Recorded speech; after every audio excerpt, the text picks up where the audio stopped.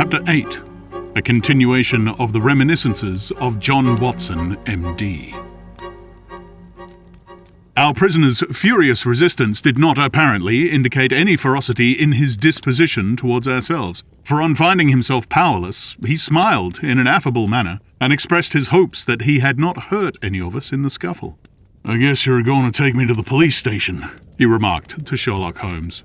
"My cab's at the door. If you'll loose my legs, I'll walk down to it. I'm not so light to lift as I used to be."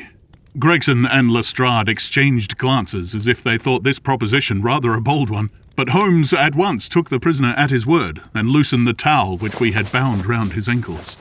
He rose and stretched his legs as though to assure himself that they were free once more. I remember that I thought to myself as I eyed him that I had seldom seen a more powerfully built man, and his dark, sunburnt face bore an expression of determination and energy, which was as formidable as his personal strength. "If there's a vacant place for a chief of the police, I reckon you're the man for it," he said, gazing with undisguised admiration at my fellow lodger. "The way you kept on my tail was a caution." "You had best come with me," said Holmes to the two detectives. "I can drive you," said Lestrade. "Good, and Gregson can come inside with me. You too, Doctor. You have taken an interest in the case and may as well stick to us." I assented gladly, and we all descended together. Our prisoner made no attempt at escape, but stepped calmly into the cab which had been his, and we followed him. Lestrade mounted the box, whipped up the horse, and brought us in a very short time to our destination. We were ushered into a small chamber where a police inspector noted down our prisoner's name and the names of the men with whose murder he had been charged. The official was a white-faced, unemotional man who went through his duties in a dull, mechanical way. "The prisoner will be put before the magistrates in the course of the week," he said. "In the meantime, Mr. Jefferson Hope, have you anything that you wish to say? I must warn you that your words will be taken down and may be used against you." "I got a good deal to say," our prisoner said slowly. "I want to tell you gentlemen all about it." "Hadn't you better reserve that for your trial?" asked the inspector. "I may never be tried," he answered. "You needn't look startled. It isn't suicide I'm thinking of. Are you a doctor?" He turned his fierce dark eyes upon me as he asked this last question. "Yes, I am," I answered. "Then put your hand here," he said with a smile, motioning with his manacled wrists towards his chest. I did so, and became at once conscious of an extraordinary throbbing and commotion which was going on inside. The walls of his chest seemed to thrill and quiver as a frail building would do inside when some powerful engine was at work. In the silence of the room, I could hear a dull humming and buzzing noise which proceeded from the same source. "Why," I cried, "you have an aortic aneurysm." "That's what they call it," he said placidly. "I went to a doctor last week about it, and he told me that it is bound to burst before many days past. It has been getting worse for years. I got it from overexposure and underfeeding among the Salt Lake Mountains. I've done my work now, and I don't care how soon I go, but I should like to leave some account of the business behind me. I don't want to be remembered as a common cutthroat." The inspector and the two detectives had a hurried discussion as to the advisability of allowing him to tell his story. "Do you consider, Doctor, that there is immediate danger?" the former asked. "Most certainly there is," I answered. "In that case, it is clearly our duty, in the interests of justice, to take his statement," said the inspector. "You are at liberty, sir, to give your account, which I again warn you will be taken down." "I'll sit down, with your leave," the prisoner said, suiting the action to the word. "This aneurysm of mine makes me easily tired, and the tussle we had half an hour ago has not mended matters. I'm on the brink of the grave, and I'm not likely to lie to you. Every word I say is the absolute truth, and how you use it is a matter of no consequence to me." With these words, Jefferson Hope leaned back in his chair and began the following remarkable statement. He spoke in a calm and methodical manner, as though the events which he narrated were commonplace enough. I can vouch for the accuracy of the subjoined account, for I have had access to Lestrade's notebook, in which the prisoner's words were taken down exactly as they were uttered. "It don't much matter to you why I hated these men," he said. "It's enough that they were guilty of the death of two human beings, a father and a daughter. and that they had, therefore, forfeited their own lives. After the lapse of time that had passed since their crimes, it was impossible for me to secure a conviction against them in any court. I knew of their guilt, though, and I determined that I should be judge, jury, and executioner all rolled into one. You'd have done the same if you have any manhood in you, if you had been in my place. That girl that I spoke of was to have married me 20 years ago. She was forced into marrying that same Dreber and broke her heart over it. I took the marriage ring from her dead finger, and I vowed that his dying eyes should rest upon that very ring, and that his last thoughts should be of the crime for which he was punished. I have carried it about with me and have followed him and his accomplice over 2 continents until I caught them. They thought to tire me out, but they could not do it. If I die tomorrow, as is likely enough, I die knowing that my work in this world is done, and well done. They have perished, and by my hand. There is nothing left for me to hope for or to desire. They were rich, and I was poor, so that it was no easy matter for me to follow them. When I got to London, my pocket was about empty, and I found that I must turn my hand to something for my living. Driving and riding are as natural to me as walking, so I applied at a cab owner's office and soon got employment. I was to bring a certain sum a week to the owner, and whatever was over that I might keep for myself. There was seldom much over, but I managed to scrape along somehow. The hardest job was to learn my way about, for I reckon that of all the mazes that ever were contrived, this city is the most confusing. I had a map beside me, though, and when once I had spotted the principal hotels and stations, I got on pretty well. It was some time before I found out where my 2 gentlemen were living, but I inquired and inquired until at last I dropped across them. They were at a boarding house at Camberwell, over on the other side of the river. When once I found them out, I knew that I had them at my mercy. I'd grown my beard, and there was no chance of their recognizing me. I would dog them and follow them until I saw my opportunity. I was determined that they should not escape again. They were very near doing it for all that. Go where they would about London, I was always at their heels. Sometimes I followed them in my cab and sometimes on foot, but the former was best, for then they could not get away from me.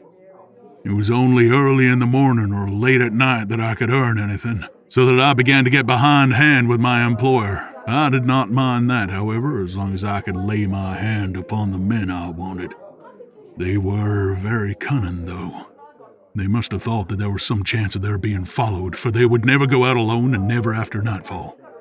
During 2 weeks, I drove behind them every day and never once saw them separate. Dreber himself was drunk half the time, but Stangerson was not to be caught napping. I watched them late and early, but never saw the ghost of a chance, but I was not discouraged, for something told me that the hour had almost come.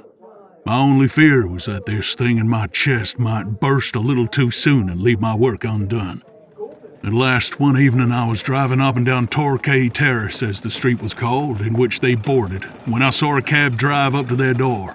Presently some luggage was brought out, and after a time Dreber and Stangerson followed it and drove off. I whipped up my horse and kept within sight of them, feeling very ill at ease, for I feared that they were going to shift their quarters.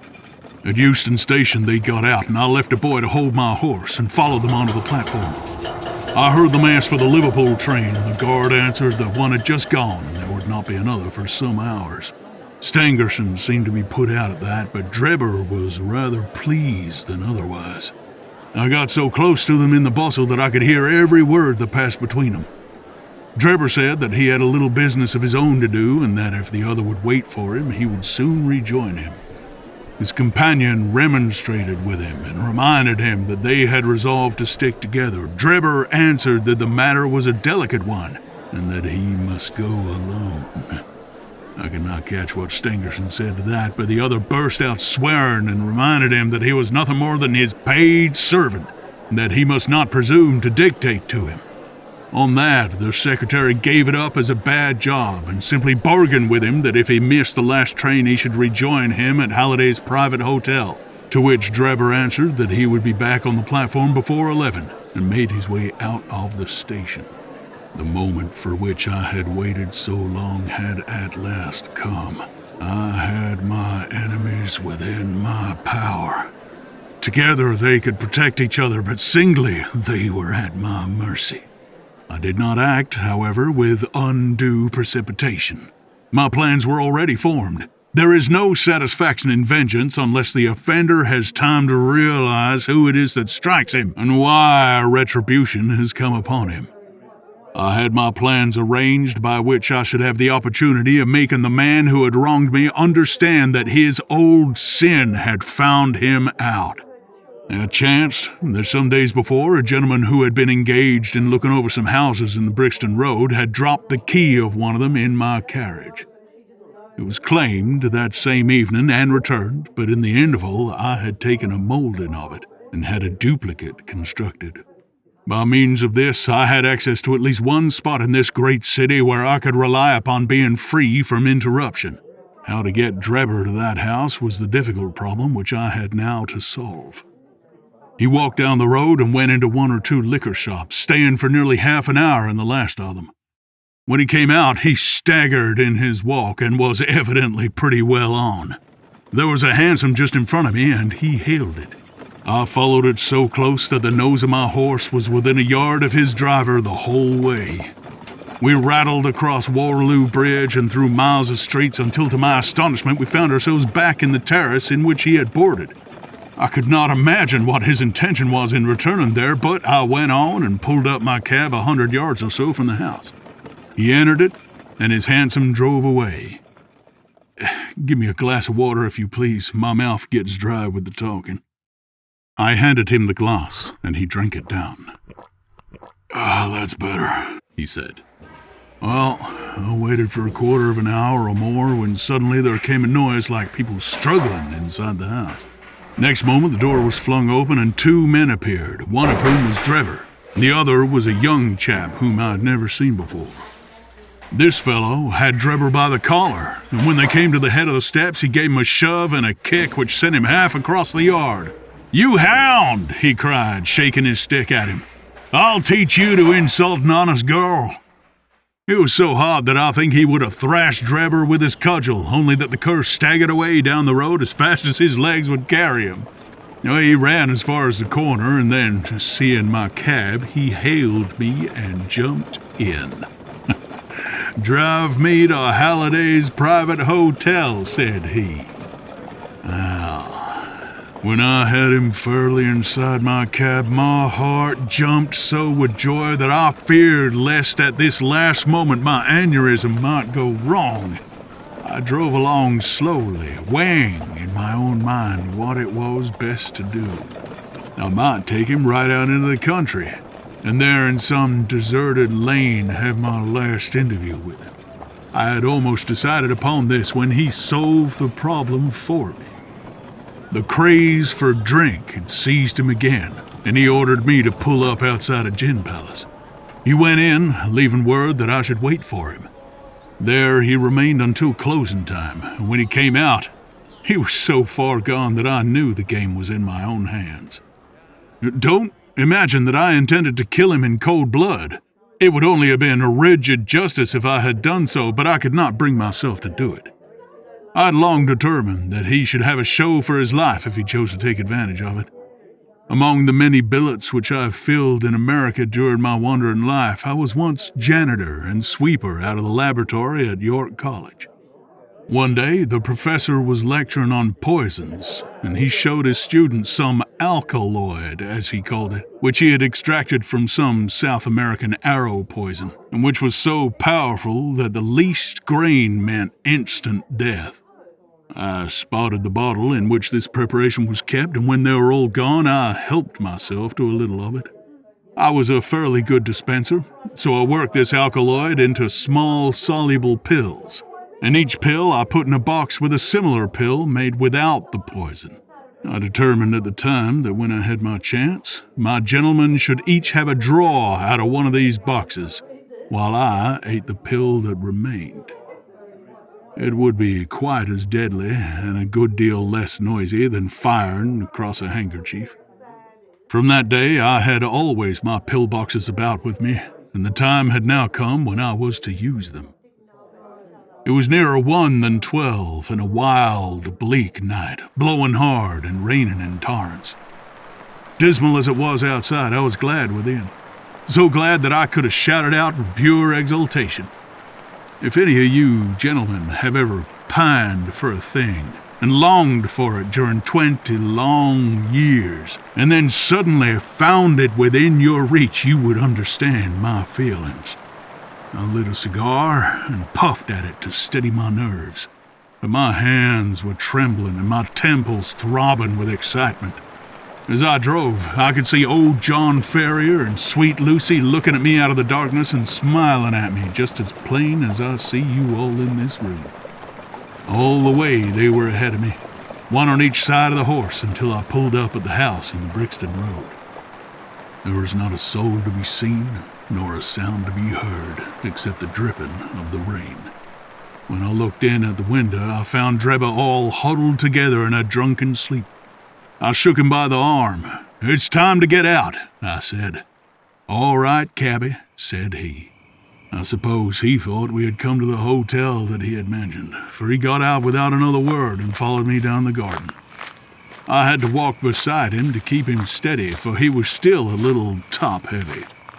When we came to the door, I opened it and led him into the front room. I give you my word that all the way, the father and the daughter were walking in front of us. "It's infernally dark," said he, stamping about. "We'll soon have a light," I said, striking a match and putting it to a wax candle which I had brought with me. "Now, Enoch Dreber," I continued, turning to him and holding the light to my own face, "who am I?"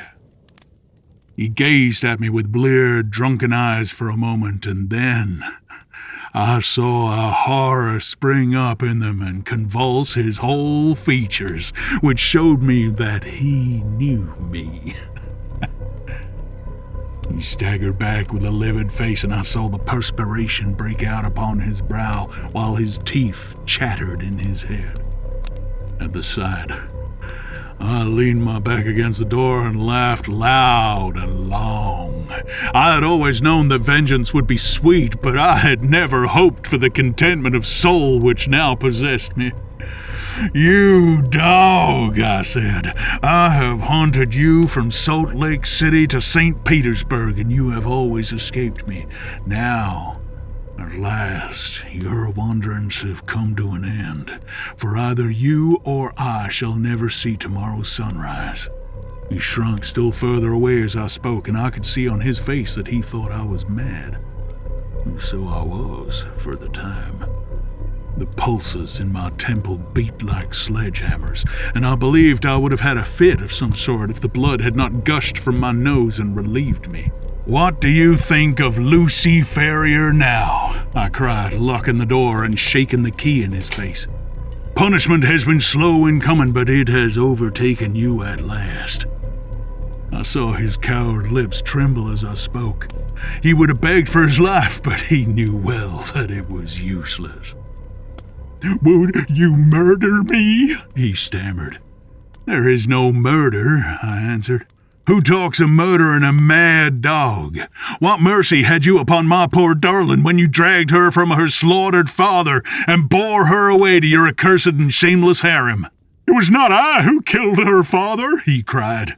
"But it was you who broke her innocent heart," I shrieked, thrusting the box before him. "Let the high God judge between us. Choose and eat. There is death in one and life in the other. I shall take what you leave. Let us see if there is justice upon the earth or if we are ruled by chance." He cowered away with wild cries and prayers for mercy, but I drew my knife and held it to his throat until he had obeyed me. Then I swallowed the other. We stood facing one another in silence for a minute or more, waiting to see which was to live and which was to die. Shall I ever forget the look which came over his face when the first warning pangs told him that the poison was in his system? Oh, I laughed when I saw it and held Lucy's marriage ring in front of his eyes. It was but for a moment, for the action of the alkaloid is rapid. A spasm of pain contorted his features. He threw his hands out in front of him, staggered, and then with a hoarse cry fell heavily upon the floor. I turned him over with my foot and placed my hand upon his heart. There was no movement. He was dead. Blood had been streaming from my nose, but I had taken no notice of it. I don't know what it was that put it into my head to write upon the wall with it. Perhaps it was some mischievous idea of setting the police upon a wrong track, for I felt light-hearted and cheerful. I remembered a German being found in New York with Rache written upon him, and it was argued at the time in the newspapers that the secret societies must have done it. I guess that what puzzled the New Yorkers would puzzle the Londoners, so I dipped my finger in my own blood and printed it on a convenient place on the wall. Then I walked down to my cab and found that there was nobody about and that the night was still very wild. I had driven some distance when I put my hand into the pocket in which I usually kept Lucy's ring and found that it was not there. I was thunderstruck at this, for it was the only memento that I had of her. Thinking that I might have dropped it when I stooped over Dreber's body, I drove back, and leaving my cab in a side street, I went boldly up to the house, for I was ready to dare anything rather than lose the ring. When I arrived there, I walked right into the arms of a police officer who was coming out, and only managed to disarm his suspicions by pretending to be hopelessly drunk. That was how Enoch Dreber came to his end. All I had to do then was to do as much for Stangerson and so pay off John Farrier's debt. I knew that he was staying at Halliday's private hotel, and I hung about all day, but he never came out. I fancy that he suspected something when Dreber failed to put in an appearance.